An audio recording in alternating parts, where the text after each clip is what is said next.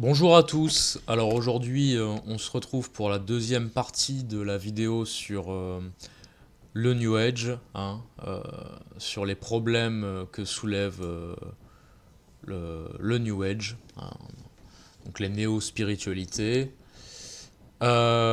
spiritualité moderne, pseudo-spiritualité, autant de qualificatifs pour qualifier quelque chose de relativement inqualifiable en fait, puisque c'est un magma confus de tout un tas de tendances psychiques, métaphysiques même, hein, voilà, qui prend forme dans tout un tas dans un espèce de chaos de désirs, issus de la mentalité moderne, déstructurée et dans le rejet du réel, en fait, si on pouvait le résumer. Donc, la dernière fois, j'ai mis l'accent sur le fait que dans le New Age, on retrouve souvent cette idée de rejet de Dieu, de la morale et de la religion. Et aujourd'hui, je vais passer au deuxième gros rejet, on va dire, c'est celui du mental et du jugement, ça va avec. Euh, alors ça, globalement, c'est pas l'exclusivité des New Age, mais c'est particulièrement vrai chez eux, en tout cas c'est dans cette mouvance-là que ça se manifeste le mieux, cette confusion. Donc il y a une confusion entre les différentes manifestations de la pensée, qu'on assimile tout au mental. hein. Euh, le mental qui est effectivement quelque chose euh, dans sa partie la plus inférieure, qui est un petit peu comme la manifestation de l'âme en pensée, la manifestation à la fois de notre conditionnement psychique, de nos tendances, des tendances de l'âme, en amont même du conditionnement égotique, et qui est aussi la manifestation de toutes les réactions de notre âme et de notre conditionnement à l'environnement, et, euh, et voilà globalement quoi. Sachant que l'âme peut aussi, enfin le mental peut aussi, vu que c'est un élément, alors dans le mental inférieur, euh, c'est un élément passif en fait, qui peut aussi recevoir des influences plus élevées, des pensées soudaines, etc. Euh, des images, tout ça quoi. Donc c'est quand même quelque chose de très complexe. Donc je prétends pas faire un truc exhaustif et avec, et avec toutes les distinctions qui seraient possibles de faire, parce que là, ce sont des choses qui relèvent vraiment de l'âme, de la constitution de l'être même, de l'être humain. Et c'est extrêmement complexe, donc je vais essayer de représenter tout ça, parce que vous allez voir que quand on parle de mental, quand on parle de raison, on parle de représentation du réel, et pas du réel en lui-même. Donc moi je vais vous présenter une grille, une représentation, une façon de le voir, qui fait sens pour moi. Euh, mais voilà quoi, c'est l'histoire de, comme toujours, d'ouvrir un peu plus la conscience, la connaissance, etc. Euh, et après à chacun, comme toujours, de prendre ce qu'il a à prendre et de tirer ses propres conclusions, de faire ses propres développements en fonction de sa nature, de sa subjectivité.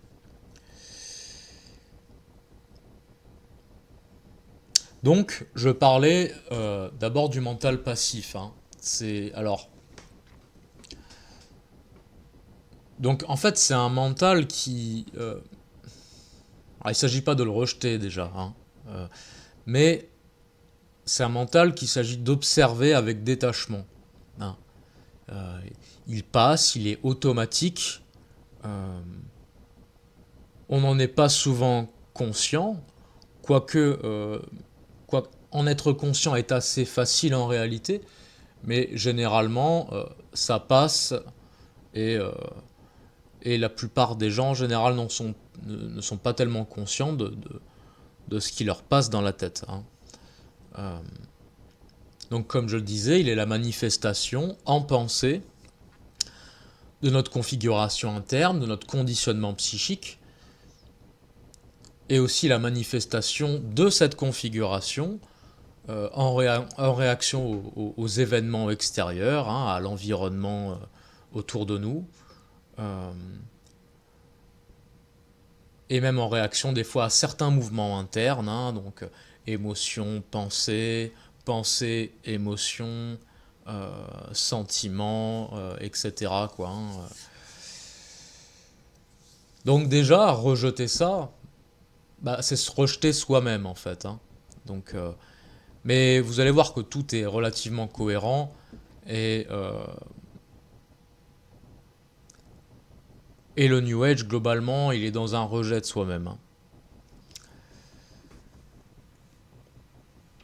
Donc là, au niveau du mental passif, on est sur un plan qui est dans l'interdépendance, à la fois au monde extérieur et aux mouvements intérieurs. Hein.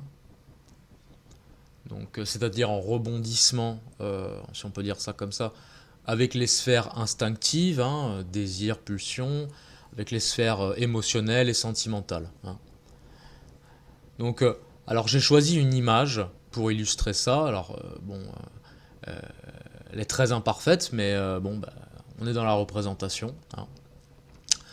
Donc c'est comme et c'est une image assez connue hein, d'ailleurs. Hein. Euh, c'est le cocher du char en fait. Hein.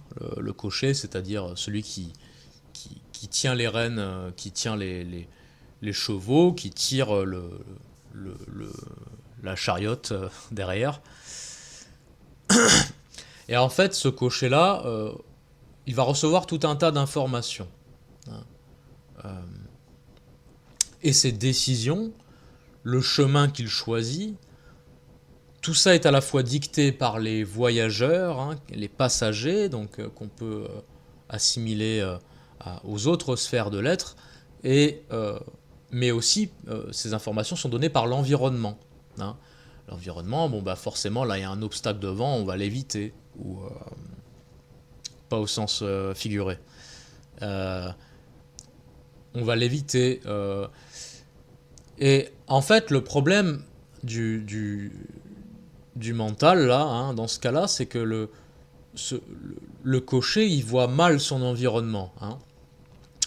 Donc soit parce qu'il est insuffisamment à l'écoute des indications de la route et des voyageurs qui finalement ont leur prisme partiel mais qu'il convient quand même d'aller regarder.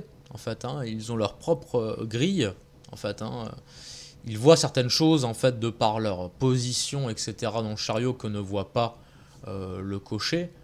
Le cocher est malvoyant, il faut le préciser.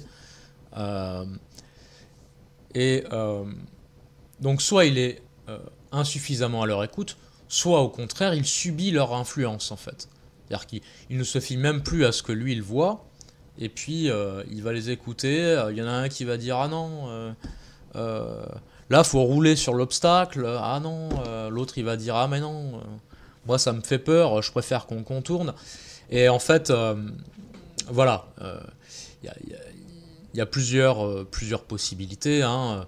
On ne peut pas tout mentionner, mais par exemple, le premier cas, celui qui est insuffisamment à l'écoute, ce serait celui qui est doté d'une forte volonté, par exemple, hein, dont la qualité mentale prédomine sur le reste. La qualité mentale, pas au sens intellectuel du terme, hein, mais la qualité mentale en tant euh, que cristallisation de la volonté, en fait. Hein. Euh, donc, si cette qualité mentale, dans le sens de volonté, prédomine sur le reste, et ben en fait, le cocher, il, il va dominer ses voyageurs, hein, il va faire preuve de tyrannie, il va rien en avoir à foutre de ce que les autres y racontent. Hein. Et du coup, il sera forcément dans un certain aveuglement parce que il y a plein d'informations importantes qu'il pourrait prendre en compte, mais qu'il refuse, en fait, hein. Donc, il refuse de les entendre, hein, euh, pour, donc, ce serait un peu une monarchie absolue ou un régime dictatorial euh, qui pourrait illustrer un petit peu son comportement. Et un autre, hein, ce serait celui du New Age, par exemple, hein, dont le mental est sans cesse manipulé par ses mouvements internes. Euh, donc le cocher, en fait, qui peut rassembler toutes les informations, qui a une vision plus globale, en potentiel en tout cas, donc qui est le seul à même de diriger le char, eh ben, il subit les directives capricieuses de l'un ou l'autre des passagers, hein, ou de tous un peu en même temps, à tour de rôle, euh, qui eux sont indisciplinés, hein, du coup, parce qu'ils sont menés par un cocher faible, hein, et, euh, et eux, comme je le disais, ils ont une vision partielle et limitée, hein. Le, la qualité mentale, l'utilité du mental est justement de rassembler les informations, de les distinguer, de les synthétiser éventuellement, et à partir de là, de prendre des décisions, enfin voilà quoi, tout un tas de choses. Et donc cette deuxième possibilité, hein, ce serait un peu une tyrannie du peuple en fait, hein, vous voyez, c'est c'est la dictature de la médiocrité, du nivellement par le bas, du chaos égalitariste, hein, vous voyez, on retrouve un petit peu l'analogie avec notre monde, euh, où personne n'est à sa place, hein, donc c'est un peu ce qui se passe là dans tout ce fonctionnement du chariot, et où chacun essaye de monter sur l'autre pour grimper, hein, vous voyez, un peu comme une masse de zombies, ils sont en train de s'accrocher les uns sur les autres en quête de chair fraîche. Bon là c'est un peu le même principe quoi. Donc on comprend que le New Age, hein, le mouvement New Age est parfaitement adapté à l'époque où nous vivons, hein, où on voit bien que la société actuelle, en tout cas en Occident, fonctionne plutôt sur ce mode-là, plutôt que sur une dictature tyrannique, verticale et hiérarchique, hein. Donc, bon, ceci étant dit, hein, c'est un peu une image, bon, il y aurait plein de... Voilà, c'est une vulgarisation, hein, d'accord, c'est complexe, c'est très complexe, mais ça peut donner un petit peu une idée déjà. Donc c'est là qu'on arrive au point crucial, hein, parce que là on a parlé principalement du mental dans sa qualité passive, hein, même si on a dit, hein, le potentiel qu'a le mental. Mais le niveau supérieur du mental, c'est celui qu'on pourra appeler la raison, en fait, hein. Alors, à ne pas confondre avec la rationalité. Moi, la distinction fondamentale que je ferai entre la raison et la rationalité, c'est juste que la raison comprend la rationalité. Mais la rationalité ne comprend pas la raison. C'est-à-dire que la rationalité est un élément de la raison, au sens socratique du terme, hein. Euh, la rationalité, donc c'est justement, c'est quelque chose de purement, de presque quantitatif en fait, hein, de séparation, de fragmentation, hein. Le terme ratio, c'est diviser, d'accord. Euh, c'est vraiment on va dire une faculté cognitive, hein, la rationalité, qui utilise la logique, le-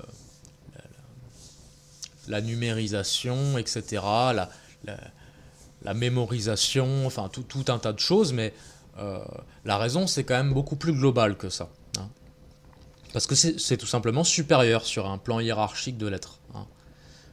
Euh, donc qu'est-ce qu'on peut dire sur la raison? La raison c'est une capacité mentale du coup active, hein. C'est-à-dire que là on n'est plus dans quelque chose qui passe, quelque chose qui est confus, qui est amalgamé avec tout un tas de configuration interne, mais c'est quelque chose qui au contraire va réfléchir. Hein. La réflexion, donc c'est refléter, d'accord. Donc on se dit un reflet, c'est essentiellement passif, et c'est pas faux. Mais par rapport à ce qu'il y a en dessous, par rapport à ce mental passif, il y a quand même un degré d'activité supérieur. Mais cette réflexion est passive par rapport au réel. Comme je l'ai dit, même dans la raison, même dans cette capacité supérieure du mental, on reste dans la représentation du réel. Donc dans ce sens-là, une représentation c'est un reflet, d'où le terme réfléchir. Hein. Donc cette raison c'est une capacité mentale active visant à distinguer, à nommer le réel, donc partant à le fragmenter, à le séparer. Donc en faisant ça, il utilise la rationalité. Donc le réel, qu'il soit extérieur ou intérieur. Hein. Et on va plutôt s'intéresser à la distinction des mouvements intérieurs aujourd'hui, hein, parce que c'est très important en ce qui concerne le New Age. C'est l'écueil principal en fait. Hein. Donc pour reprendre l'image précédente, c'est le cocher qui va, il va écouter posément, il va s'arrêter là, ok, on s'arrête, on discute, je vous écoute. Il va écouter ses voyageurs, il va prendre le temps un petit peu d'observer les alentours, savoir où il en est, etc. Là, le cocher fait preuve, utilise un petit peu son mode Super Saiyan, quoi, en fait. Hein. Quoique le mode Super Saiyan, c'est pas vraiment celui-là, mais bon. J'ai vraiment des images de merde aujourd'hui. Et donc là, le cocher, il va écouter posément, calmement. Hein, il va cesser d'être entraîné trop rapidement par ses chevaux et puis d'entendre les autres gueuler derrière. Ok, il met un terme à ça. Donc il effectue une sorte de détachement. Hein. Et ça, c'est une des facultés de la raison. Et la raison qui va être aidée en cela par la conscience. Hein. Mais la conscience, c'est encore quelque chose d'autre. C'est quelque chose d'autre. Mais là, c'est trop complexe. Je ne vais pas m'aventurer là-dedans. Par contre, il faut réaliser quand même que, je l'ai dit tout à l'heure, mais que ce cocher, il est malvoyant. Hein. C'est-à-dire, comme je le disais, il ne voit pas le chemin pour ce qu'il est. Il ne voit pas l'environnement pour ce qu'il est. Il se les représente selon la qualité des informations qu'il reçoit. Hein. Donc ça, c'est son côté passif. Ou alors qu'il va chercher, hein, qu'il va demander à ses passagers, en quelque sorte, hein, lorsqu'il est actif. Donc la raison, en fait, consiste à avoir non pas une représentation confuse, comme dans son degré passif, hein, lorsqu'il est manipulé par les autres, ou au contraire lorsqu'il veut rien voir, mais d'en avoir une représentation claire. Mais voilà, une représentation reste une représentation, ce n'est pas le réel en tant que tel, mais disons que plus la représentation est claire, mieux l'image reflète le réel, et plus il est aisé pour la raison de guider, hein, de guider l'être vers la vérité en quelque sorte. Hein. Donc, d'ailleurs, je vous renvoie à l'étymologie du mot mental, hein, qui vient du latin mens, qui a donné men et moon en anglais, donc homme et la lune. Hein. Le mot sanskrit manas aussi, man, hein, c'est une même racine. Et pourquoi la lune? Pourquoi c'est important? Parce que alors déjà l'homme, hein, l'homme réfléchit, hein, l'homme est un être pensant, donc ça caractérise assez bien. Et la Lune, ben, en fait, c'est intéressant parce que c'est là qu'on voit que nos ancêtres n'étaient pas si débiles qu'on voudrait nous le faire croire, mais c'est que la lumière, euh, elle réfléchit la lumière du Soleil, hein. En tout cas, elle capte une partie de ses rayons, et elle les reflète, hein, mais elle ne le reflète pas comme le Soleil rayonne, hein. Il n'y a pas la même qualité, il n'y a pas la même intensité. Euh, voilà. Et la lumière éclaire la nuit. Symboliquement, c'est intéressant. Enfin, la lumière de la Lune. Donc voilà, un petit aparté là-dessus. Donc le rôle de la raison ici, c'est en quelque sorte d'élaborer le reflet de ce qui est représenté, donc du réel, en faisant en sorte que le mental passif, et donc l'âme hein, en quelque sorte, soit comme un lac euh, calme, sans ondes, afin de distinguer le reflet avec le plus de clarté possible, hein. Euh, c'est pour ça que la raison, quand même, est très proche de la conscience, mais c'est la conscience revêtue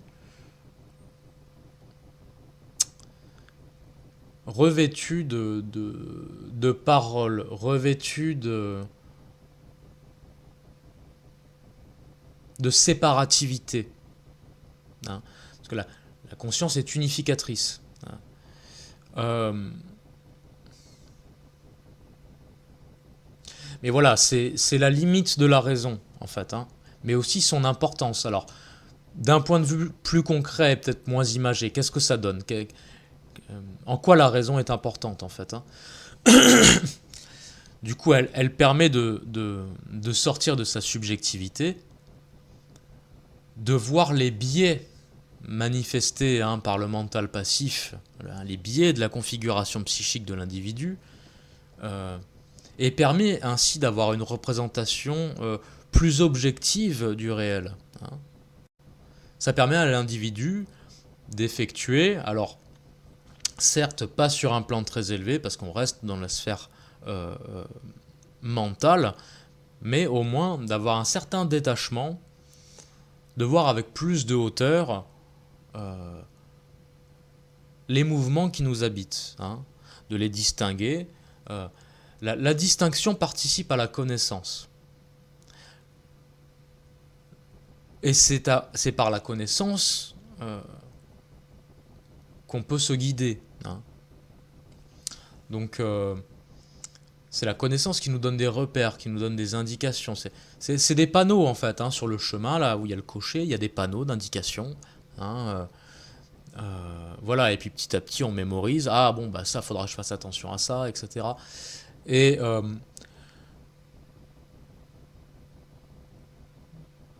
donc du coup, hein, on met de côté par l'acte rationnel et raisonnable, hein, la raison dont...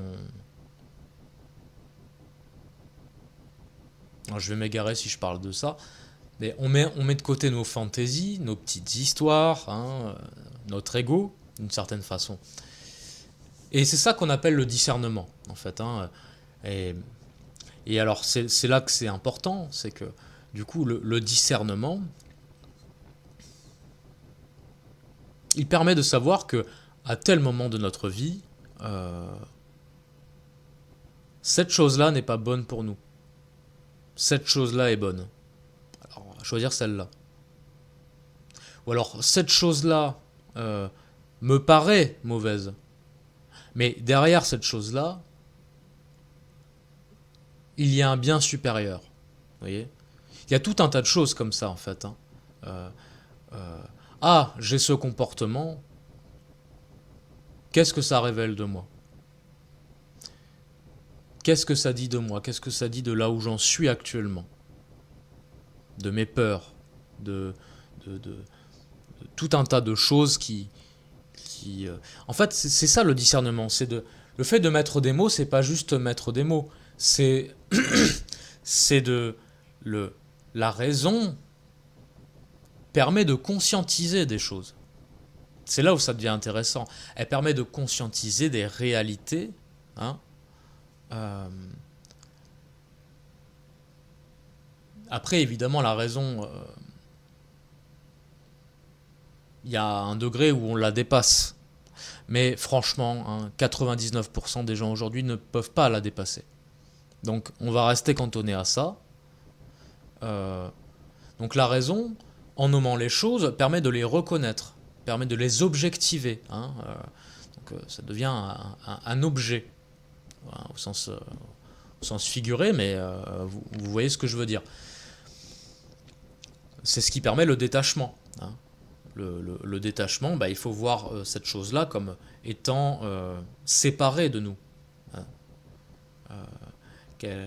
Et en la voyant comme quelque chose de séparé, on s'en désidentifie.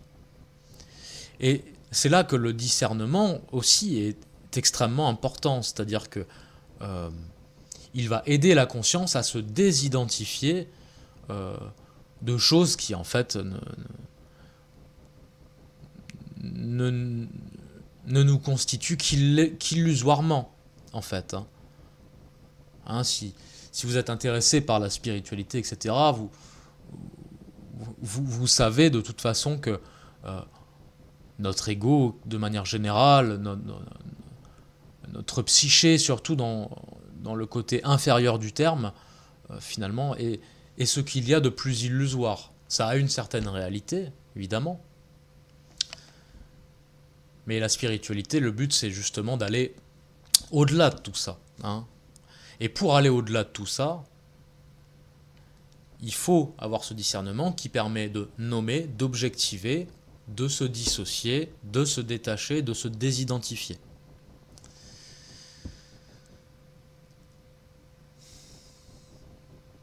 Donc je fais le point, voir où j'en suis là, parce que je suis pas mal sorti de mon texte.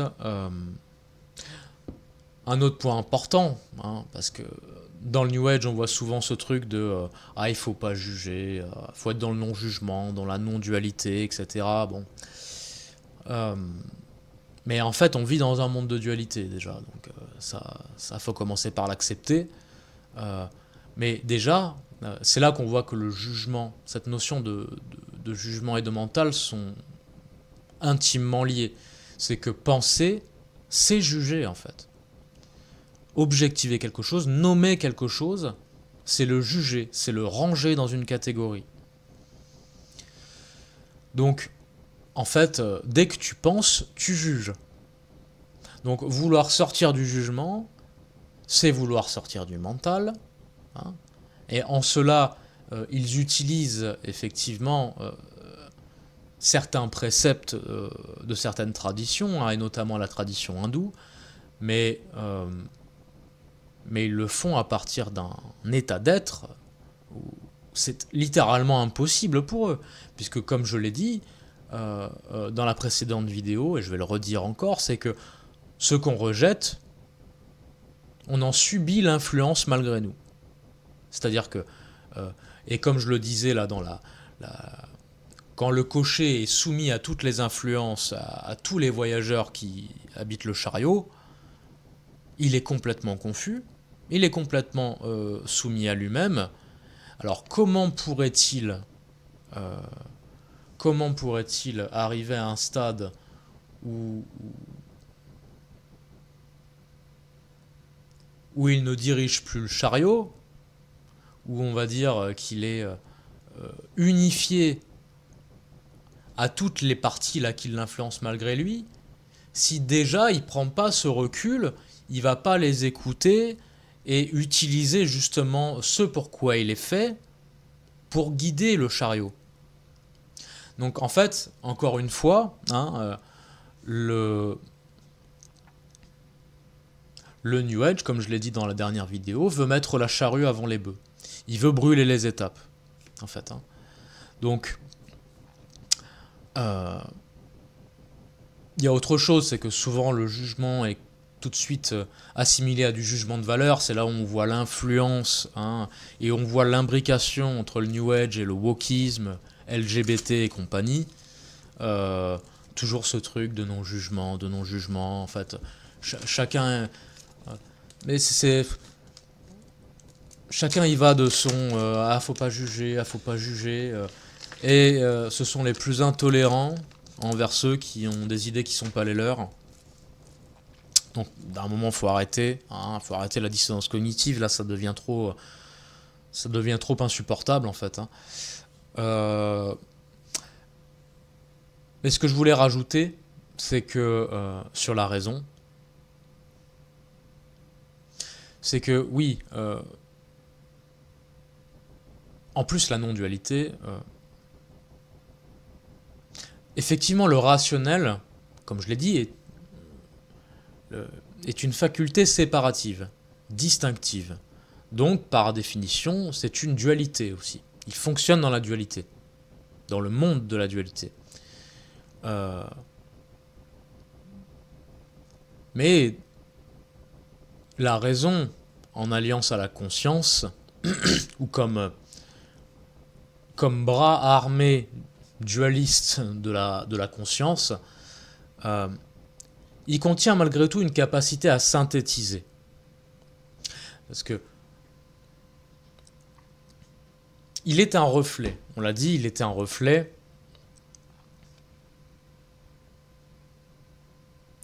Et à sa manière, il est un reflet de l'intellect divin. Mais à un niveau humain. Donc qui dit à un niveau humain, dit à un niveau incarné, donc dualiste. Mais, en tant que reflet, il a une capacité à synthétiser. Même si ça reste artificiel, parce que représentatif, hein, mais il a tout de même cette capacité. Donc, c'est là pour moi le sens supérieur de la raison, c'est que c'est cette capacité à la fois rationaliser, donc distinguer, nommer, séparer, et ensuite faire le lien entre toutes ces choses-là, prendre de la hauteur et avoir une vision synthétique. Et c'est là, pour moi, le summum le plus beau reflet, le reflet le plus complet dont la raison est capable vis-à-vis de ce qui lui est supérieur.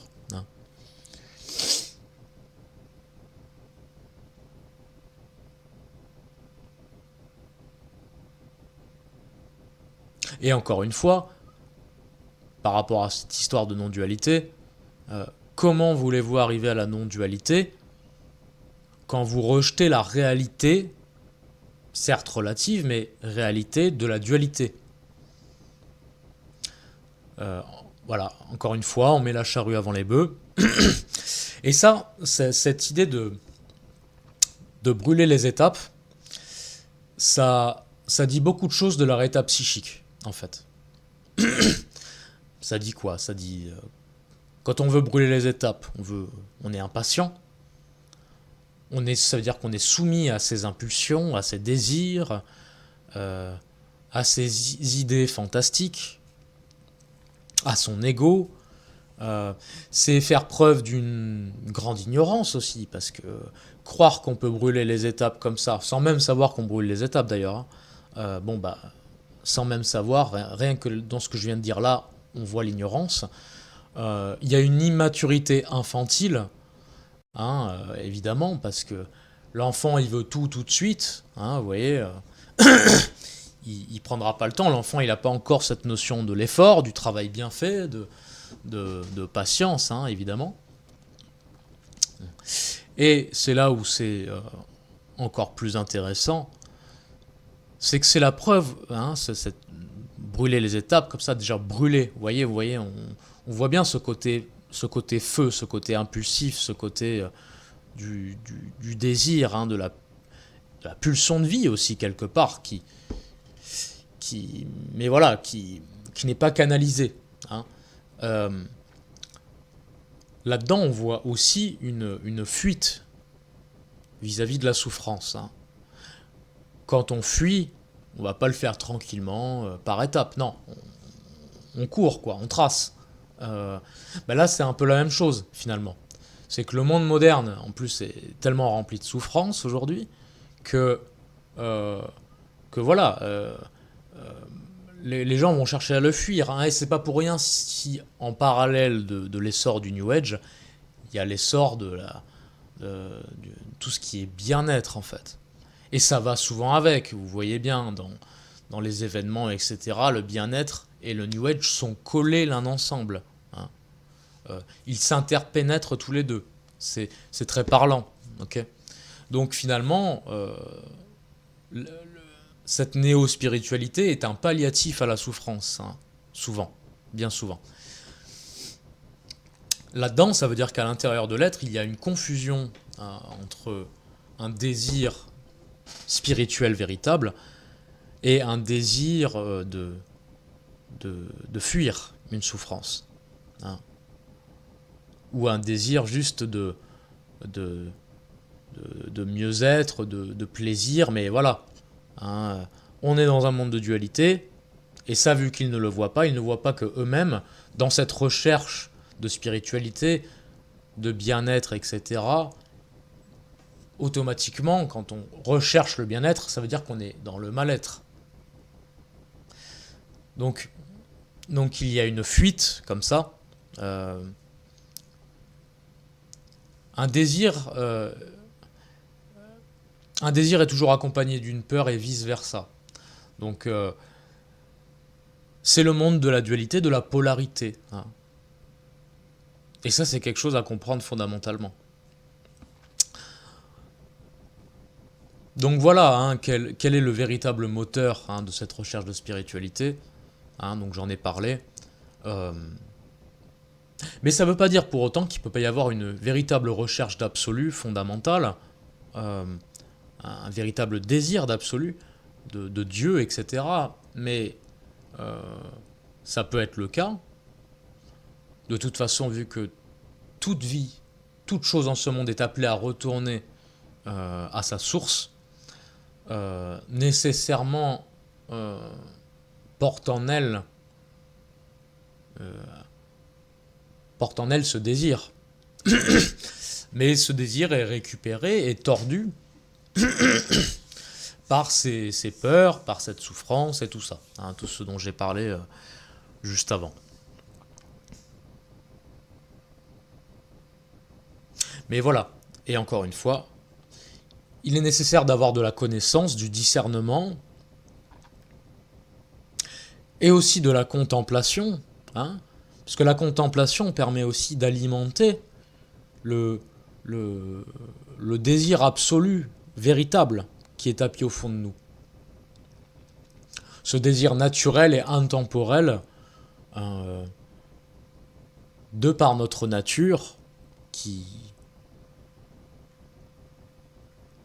est appelé à retourner à son essence, euh, ce désir naturel et intemporel de retourner à cette source, hein.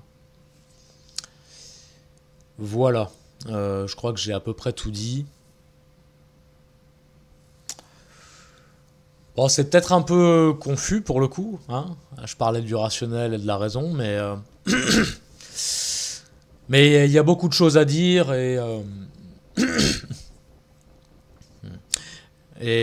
voilà quoi. Voilà. Bon, je pense que j'ai suffisamment parlé. Je vous dis à bientôt. Prochaine vidéo, je sais pas si ce sera la partie 3 sur le New Age. On verra. On verra selon ce que j'ai envie de penser. Voilà. À bientôt pour une prochaine vidéo et merci d'avoir suivi jusqu'au bout.